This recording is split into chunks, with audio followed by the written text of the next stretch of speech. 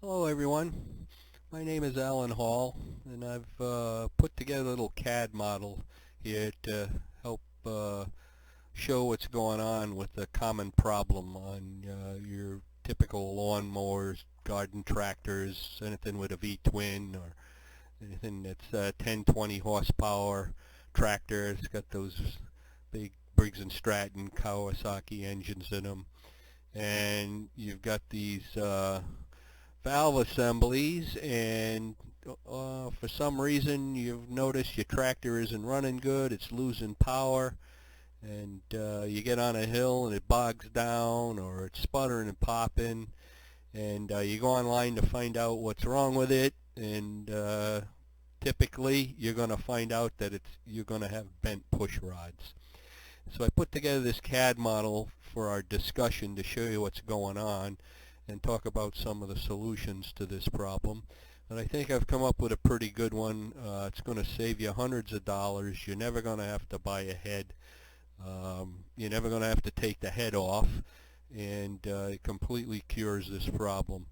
And it's not going to cost hardly anything at all. You're going to need a new set of valve cover gaskets and an extra little part that I'll show you in a minute. But typically what's going on here with these engines, and they're all the same. They all got, this is a basic generic component. So they're going to have some kind of camshaft in them. The camshaft's going to rotate. They're going to have a valve spring. They're going to have a push rod. They're going to have rocker arms, and they're going to have valves. And they also have these little valve guides. So let me go in here. And I'm going to hide one of these springs because we don't need to see that. And I'm going to hide this spring also because we really don't need to see that right now. Okay, so here's a little valve guide. And your engine's brand new, the tractor's running great, and the cam spins around, it compresses the valve down and pushes the spring down. Everything's cool, everything's running great, nice and smooth, push rods are nice and straight. But after a couple of years you're running into problems. What typically causes the problem is the head on one of the sides will get full of debris, dirt, grass clippings. Sometimes you park them in a barn and a mouse builds a nest on a head and you don't see it.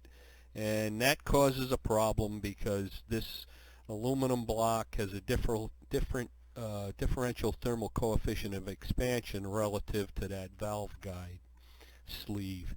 And because of that, when it heats up, it expands a little too much on this press fit, and that valve guide is going to loosen up. And when that happens, it's going to kind of look like this because they're going to get pushed out from friction in use. And this thing's going to come up like this, and it's going to be up here out of the way out of position.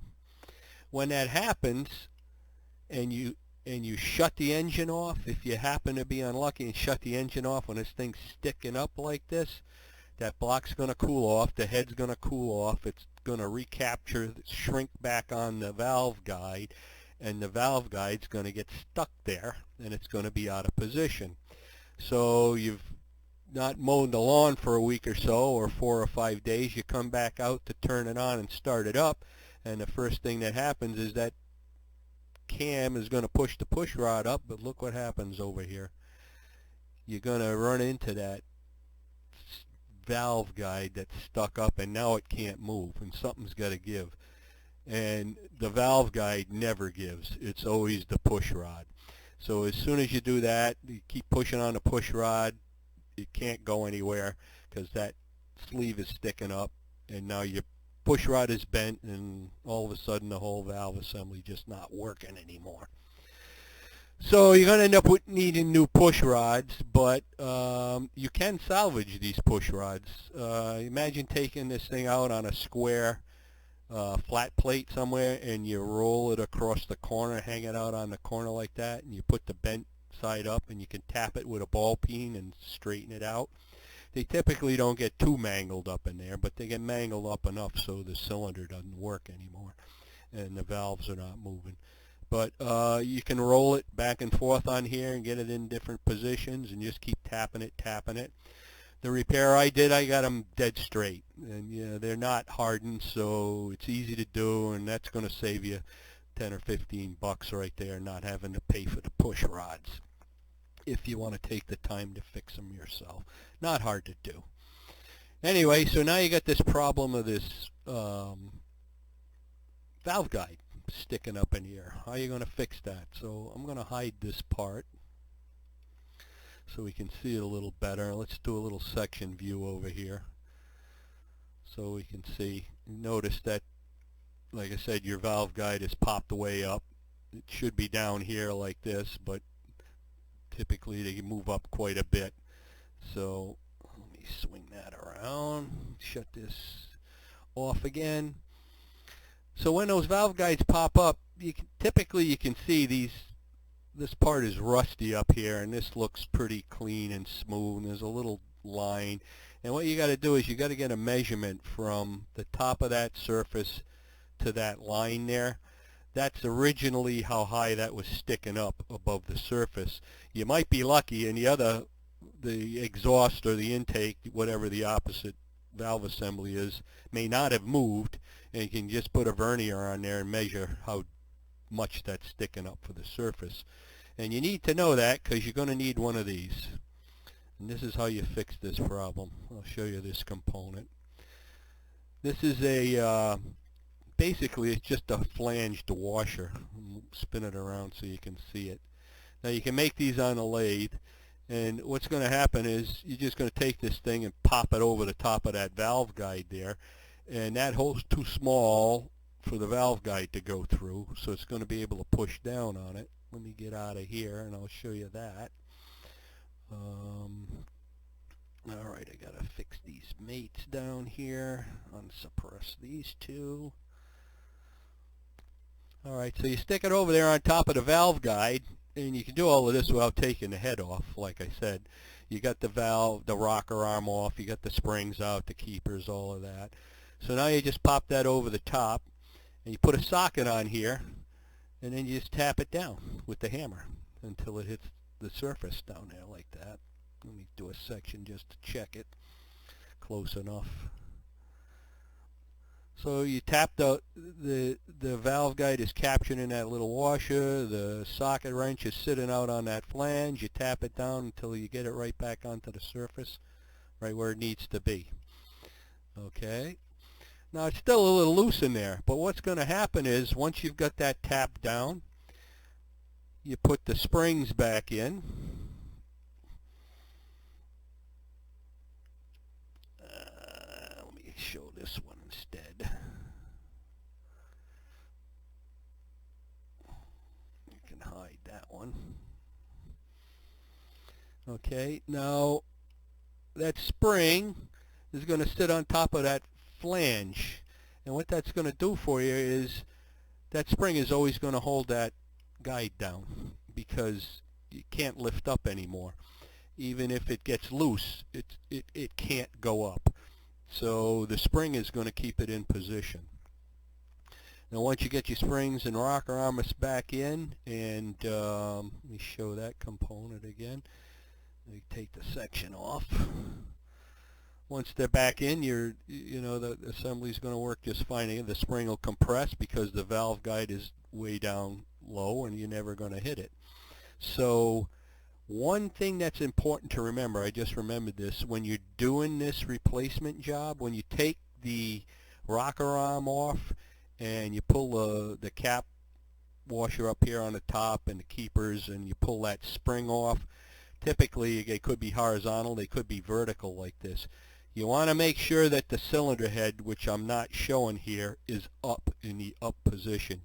You can do that by pulling the spark plug out and sticking a screwdriver into the hole and rotating it with the cable until you can, the screwdriver moves out as far as it can, because if it's not up high, that valve can drop down inside the cylinder head, and now you got to pull the head off, and that job sucks. So you don't want to do that.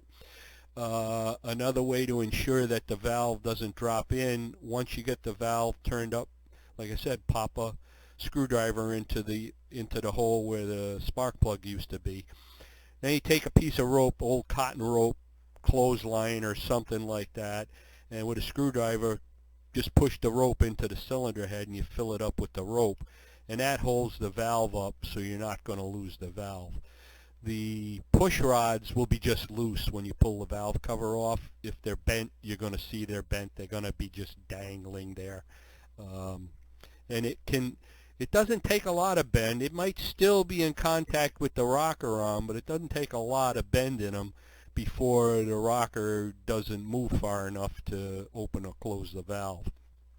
So you pull out the push rods. You can either straighten them or put in brand new ones. They're not that expensive.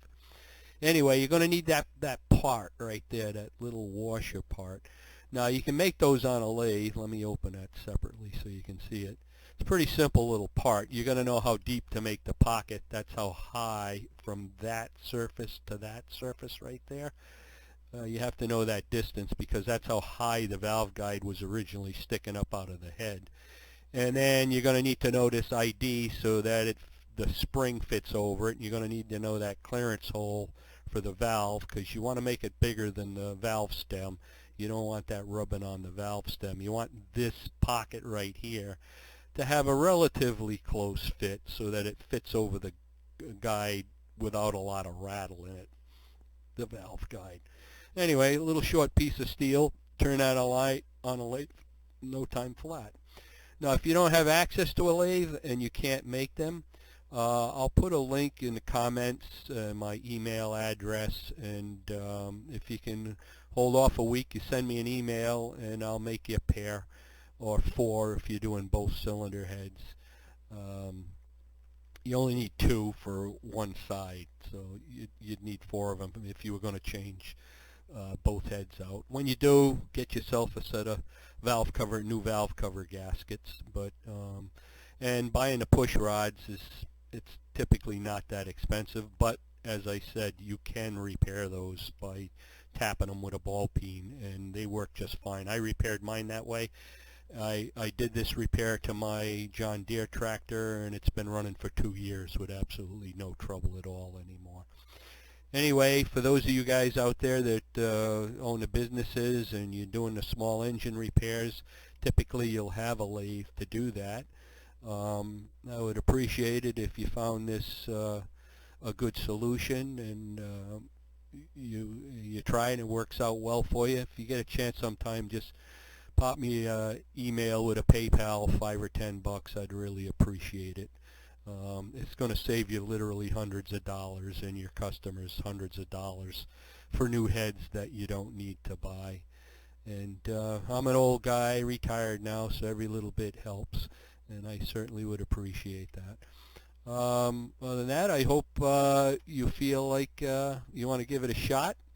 And I know I had really good success with it. It's an easy job, so all you got to do is take the valve covers off. Don't have to take the head off at all. And it took me about 20 minutes to do this repair job, so saves a lot of time and effort. So give it a shot. I'd be curious to know how you make out. I hope it all works out good for you and they last as long as they did for me. Thanks for your time and interest, and I will post some additions to this video and some pictures and things towards the end when I put this whole thing together. But anyway, have a great day.